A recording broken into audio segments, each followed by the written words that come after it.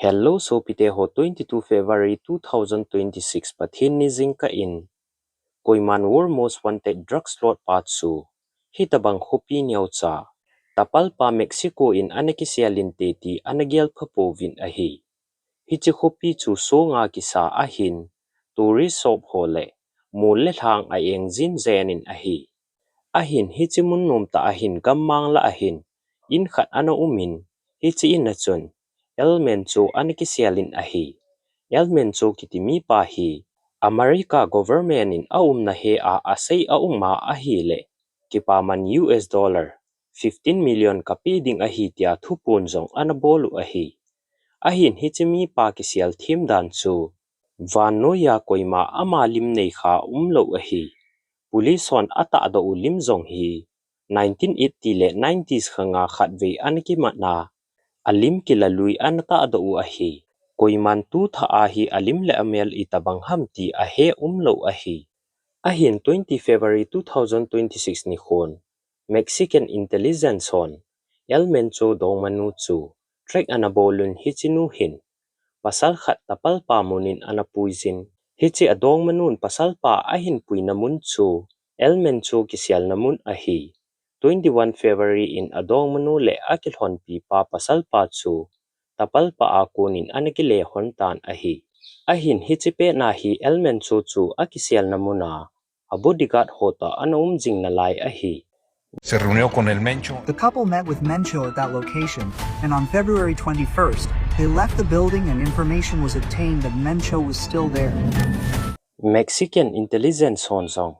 Mencho chu akisial namuna jing nalay zeti. Kichintain anahetavin ahi. Hizun Mexican force honsong agom analavin. 22 February jingka khovati konin. Mexican force ho kitho homin. Akisial na inchu aning liin kultavin ahi. Athil bolo akihet dolo na din. Ground force ho anamang chavin. Sipay hon inlam anailut jing laizun. Cartel guard hon sipay ho chu anakap masavin. Hiti chun hatain anakikap tavin ahi. Sipay hon zong cartel guard mili anakap liun. Ahin Mencho chu abodyguard ho to compound na panin anazam do in. Gammang la in thinga kisa in khanin anakisialun. Ahin security force hon. Anung anadal peun. Hichimun na chun anivay na dingin anakikap to kinun. Hichi ahin, Mencho chu hatain anakisukhan. At nan security force hon. Mencho chu abodyguard ni to ahingin. Anamantavin. Ape penin airlift anabolun. Mexico kupilangin anapuun. Ahin lamkima anathitan ahi. Former DEA chief khanin news mi hokoma anasay na atsun. Drugs trafficking history adinga. One of the most significant operation ahi anatin ahi. Ahin Amat hi zawa thil analhung chu. Koimanzong amangazong anamat phalo ahi. Ahi le Mencho hi koi hiza. Ipithanay na lom anayza. Itidana ama kithaji se Mexico gamsung pumpi. Boy jing the ahidem. Kum 1992 chun California in. Police on drugs akivay mi khat anamanun. Patsom khat zovin gamchomin anathado tavin ahi. Ahin koi machan hichimi pacho. Kum somni zole vanu ya most wanted drugs lord ahung hiding. Anagyal papovin ahi. Hichithusim hi 1966 kuma. Mexico gama eguilila a anakipan ahi. Hichimuna anacheng ho hi migen theizing anahiu ahi. Atsen naw to kinay cha gam ho ahi. Marijuana kiti muchi khat anakitu ahi. Mencho aminta chu. Nemisio Osiguera Cervantes ahi. Anule apahin avocado theilay anabolu ahi. Amanzong anule apa anakithopi zin. Alekhasim anangatan ahi. Apat nalanghin anule apato at hele zuvin anakun zin. Ahin patsom khatzoin marijuana lenga tumin anapangtan ahi. 1918 kumin amanzong ahin hukile na dingay ton. Mexico gam anadalhan. Amerika gama California mun anazontan ahi. Amazong Amerika gam agalhunsun agyal tobang lovin. Kitha kimat gucha latsat hadan ho ahin hedoin. 1986 kumin San Francisco Police hon. Athilgu zile amay thal soy zin anamanun. Officer honzong drugs a kive a hi ti gin mo na ananezun. Kum tampi agugu a thilphalo ahin bol sovin. 1992 kumin San Francisco a Imperial Barin. Police hon avialin anaman kinun. Hichuchungahin, kum thumzil tang din ko na anapivin. January 1997 kumin, El Mencho chu zela kon, perol munin anathadoon, Mexico gama deport anaboltavin ahi. Hichipe nahi ama kum som thumvelbip, anahinalay ahin. Hichi ako nahi, ahin hu anakihiel ahi. El Mencho chu US akun ahung kile in, Mexico police officerin analunin ahi. Amerika a drugs a akivezi a zila ni ve analut patsu. Mexico gama police anapangkit ahi. Hichi ako na hi drugs dealer hon. Drugs apothe na diva Mexico police ho sum anapi zidano le. Hoichi officer chu sum izat api ziva. Hoichi chu izat api ziu hamti kichi ita. Anahet suke ahitai. Hichi pat laya hi Rosalinda Gonzalez Valencia kiti. Numei hausata le thunei ta khatto aniki chengin. Hichi ako na hi. Organized crime analut pan ahitai. Abul lang chun Valencia insumi. Melinio bodyguard nin anapangin. Ahin 2010 sanin. Cartel leader ho abona at hile. Zela anom su kezu ahitai. El Mencho Injong lamkai hina anathumin. Ahin anapipuvin. Hizi chun amanzong. CJNG. Cartel Jalisco Nueva Generation Kiti Group khat anakisim do in ahi. Kum nga zo 1 May 2015 kumin, Mexico government El Mencho mat nadingin, Operation Jalisco Lance anabolun, hichichungahin, military helicopter anamangun, ahin hichithu hi, CJNG hon anhel hi masanu ahi.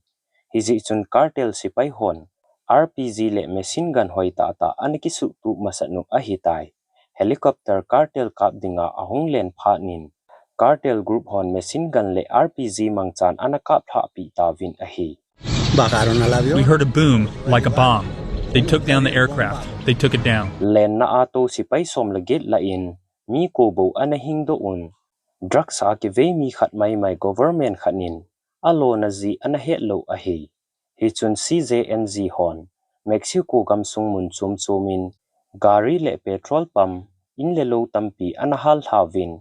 Hichi control ball na dingin. Mexican government in sipay. Sang somval anasoluvin ahi. Ahi le iti dana CJNG chu. Chubanga hat do theizing ahi dem. CJNG ho hung hat do na hi. Chemical ni zi ahi. Methamphetamine le. Fentanyl ahi. CJNG hi drugs cartel se hiluwa. Sipay banga hoita a organization hingse na kisimu ahi. DEA hon estimate abol dung zuyun. 2019 kuma Amerika gama drugs ho. Atamzo len naliku nga hung kipulut ho. 33% hichi CJNG ho akun ahi. 2018 kumin CJNG hon. Mexico gamsunga drugs kisim namun tampi. Anasimdo tavin. Mexico gama kungkay mun khat. Port of Manzanillo hi. Cartel group hon control abolova. Hichi kungkay munako na hi. China akon drugs kisim na raw material so. Ahin po ziu ahi. Ati le Mexico gama cartel hi. Hibanga hung thaha do ahidem. Cartel le aloy ho hin. Jansi le sum. Pesos lak nga apoziva. Mexico gama officer lin ho koma anachi ziva. Meitel avet sa ziva. Plata o pulmotia anado ziu ahi. Hichikisay na hi. Sum kilain. Ahi lo le kathadiw na hi tina ahi. Hichihi haptasi le Mexico gama tanglova ana zingzi ahi. Cartel le aloy ho hin. Tunay le vai hom ho se hilova. Political party PRI ho zing to zong. Anaki khotzo mo ahi. PRI party ho hin. 1929 apat 2010. Kumsom segi le kumkhatsung. Mexico gamsung vai ana ho mo ahi. Ama ho hin Mexico gamsunga drugs akive mi ho le. Thalsoy ho to anaki ho to ziwa. Vai ana hop hom ziu ahi. 2000 akon in Mexico vai po anaki helin. Carter holding in imazo si. Anaha sa pantan ahi. 2006 kumin Mexico President Felipe Calderon in. Cartel so sumang na dingin. movement anapanin sipai asangza cartel group ho kapdin deploy anabolin America kithopi nan drugs akive lamkai somthum lesigi la in somthum lenga anathat tawin ahi ahin hichi war on drugs aboina pi pen chu alamkai zukhat athawa ahi le achum khat lamkai anapang jiu ahi lamkai khat chu athawle lamkai ni anaping be kit ji hiti chu geng tampi anom do lo masangsanga an khozo ahitai 2018 kumin Mexico President anaki hialin Andres Manuel Lopez Obrador anahitan ama pahin hugs no bullet ti mangchan ama pahin drugs gang ho hi thalle meichang manglova system hi nema sim phadding anati ahi Cambiará la estrategia fallida de combate a la inseguridad y a la violencia. Más que el uso de la fuerza, atenderemos las causas que originan la inseguridad y la violencia. Aman aseina cartel to gal neiza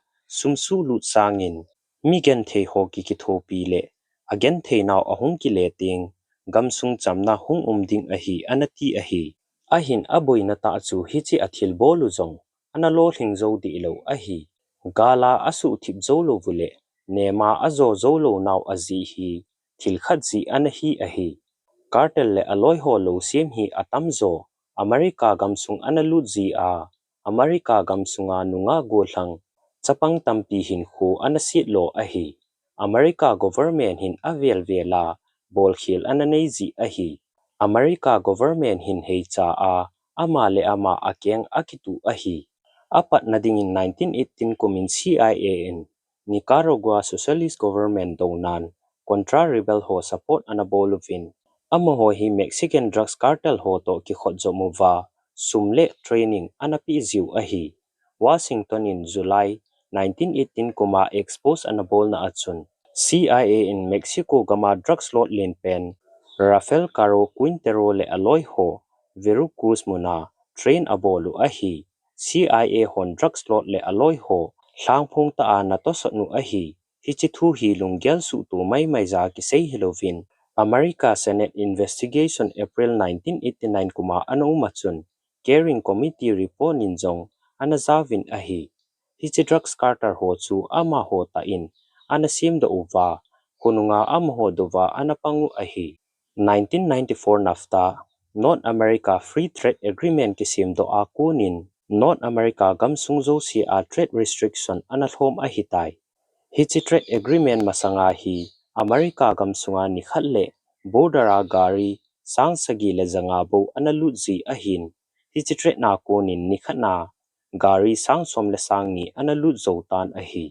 gari sangsom le sangni khatkhana chek abol zo ji lo ji uchun drug sung ki polut zong masanga sangin dabolin anakaltan America gamsunga drug sung ki polut nadinga highway anahonuto anakibangtan ahi NAFTA agreement aphatlo na adang khatchu America in Mexico alo su ga ho man bai cha anaki zo jiu ahi hichi amuchi ho man bai cha Mexico atha alu ji uchun Mexico gama muchi man analhom the tan hiji chun 1991 apat 2007 ki ka in Mexico low ball mi million ni in alo bolu anangaw win hichi low ball mi ho chu khunungin drugs carter sipaijin anapang ta win ahi 2014 apat 2018 ki ka Mexico gama meithal ki mudo ho chu 70% America kun ahi Mexico le America gam gichina hi meithala ki vei sangup le jasigi wal ahi hi chu mal khat sunga meithala ki vei mi thum zoti na ahi Mexican government in aseina kum khat sunga meithal meichang langni wal Mexico gam sunga ahung ki thot lut zove ativin ahi alinan America agency hon Fast and Furious operation in hut khanin meithal sangni wal criminal ho anaki cho saun ahi US agency ho lungela hi hichi meithal azu ho chu track bola hichi ko na chu criminal organization ho na head do ding ti lunggel ananeizu ahi ahin athil bolu chu alunggelu to bangin alalo thingzo tapon athal ho mama chu amho bulu nan ahin le neizun ahi America hin cartel thaha nadinga anato sotwa Hichizowa drugs ahin pu lut na diva border anahon pi kitnuwa. Hichizowa meithal ana supply kitnu ahi. Hichithal ho a amahole amaho ahung kit hati ngule. Meithal meichang anathot be kitziu ahi. CJNG ho hin fentanyl kiti. Drugs number 4 sanga. Vel som nga aha zo kham na thei. Anasim ziu ahi. Hichi kham na thei aha dan chu. Milligram ni zeng in zong. Mihim khat atha zeng thei ahi. Hichi fentanyl chang khat sim na dinga hi sum. US dollar chengi na pat chengku kika asu lut zi a. Azu ting leo dollar som ni a pat. Som thum chen apha zo zi ahi. Drugs cartel khanin hichi asim na dinga hi. Dollar sang som nga asu lut na sunga hi. $20 million atung. Amu do zo ahi. Kum 2023 sunga America gama. Hichi drugs fentanyl overdose. Sang som sagi le sang thum anahing zovin ahi. Fentanyl crisis ahi CJNG hon pan nasata a analau ahi. 2013 kumin Mencho chapa Menchitu in asay na atsun. Fentanyl empire asim do nomdan asayzin. Hichi hi America gama. Fentanyl analut masangcha anahi ahi. September 2024 in US Konin anato athil bol. Danto akito lo in. Thiemmo anachanun 2025 kumin. Ahin ko asong kultang dingin. Anakoy tawin ahi. Achapa hi zela anahen tupwanguwa. Sit na zosi hungkipat na bulpi apa. Mencho chu. Hinku nomta anaman nalay ahi. 22 February 2026 in Mexico Special Force Hon. Operation Ahin Bol Kumnawa. Akisu khazin anatitan ahi. Ahin Amat hi thu ahungkitan panin. CJNG hon Mexico gampumpin. Boina anasim tawin ahi. Cartel senior leader Tuli. Mencho right hand patsun. Attack bolding ti lungyal ananaitan. Anung zui ho chu sipay khat athawa ahile. US dollar sang khat kipaman kapiding ahitin. Thupon anaboltan ahi. Mexico sipay khat sunga kipaman dollar. Sang khat si akoiza sipay ni that pachun. Dollar sang ni. Thum that pachun. Dollar sang thum hiti achu. Kipaman anasim ahi. Cartel nung zui ho chun mun chomchi mun somni in thakhanin. Etek anabolun. Gari anhaluvin. Roadblock anabolun. Inlelo thau kisun na pom ho zengzong. Anahal havin. Hichi etek ji chun school ho anaki khain. Flight ho zengzong analeng thei tapun ahi. Hichi etek ji chun Mexico gama hupi len ho laa ani chenna. Goda dolara chu. Ghost town aniki sultan ahi. Mencho thizo vahi Cartel sunga. Ama panmun hielding a insung mi te khatsa. Ana umlo ahitai. Achapa zong America a zela ahin. Azinu zong November 2021 kuma. Drugs a akive na a Mexico police hon. Anamat do va zela akoizun. Chule apin pi pasalte ni zong. Mexican zela ana hon ahi. America in zong CJNG chu. Terrorist organization ahitin anaphung do un. Aphun do seu hilovin. September 2025 kumin. America military hon. Tui khangle na drugs akive mi boat ho. Bom analha humpanun. Operation Southern Spearin. Drugs akive mi ho kung som lile. Mihim zakat le som nga anathatnun ahi. 9 January 2026 ni hon. Tramin Fox News achun. Cartel ho etek na dinga. Ground operation zong ki bolding ahitin. Tuso mi ho komin anasayzin. Every terrorist thug smuggling poisonous drugs into the United States of America, please be warned that we will blow you out of existence. We have no. Chule America Defense Secretary in Cartel ho hi Western Gama Al-Qaeda ahi tinzong anasayzin ahi. Hichi hoji hin Mexican President Claudia in Carter suthip nading in pressure anamutan Mencho athawa ahile. Carter Mexico gama avai home puitia government in athaha na ata lang nading phat kilem changpen anahi ahi. And with regard to the cartels are running Mexico. It's very, very sad to watch and see what's happened to that country. Mencho thi ako na hi Mexico gama kham na theja ki ve ahung thip ta dem ahi lo jong le ahung kho sibe ki dem ti sei thei hilo ahi aji chu pharma sanga ko na cartel group lam kai khat athi a ahi le anung thop ding mi ni to pe zi a hi imazo si hi American anga a hi le Mexico gama kham na thei ki sim jong beiding a hi America mi ten drugs ane jing lai si wa Mexico hon drugs asim diu a thot lut pi diu chule American mai thal mai chang Mexico gama api lut lai si wa Mexican cartel ho tha ha jing diu mi jong lim jing ding a hi Mexico gama local officer ho Carter hon athalo sang uwa tam sumle pai api jing lai si wa drugs ki sim kinga loading a hi chule China gama kon drugs ki sim na raw material Mexico ahung lu jing lai si a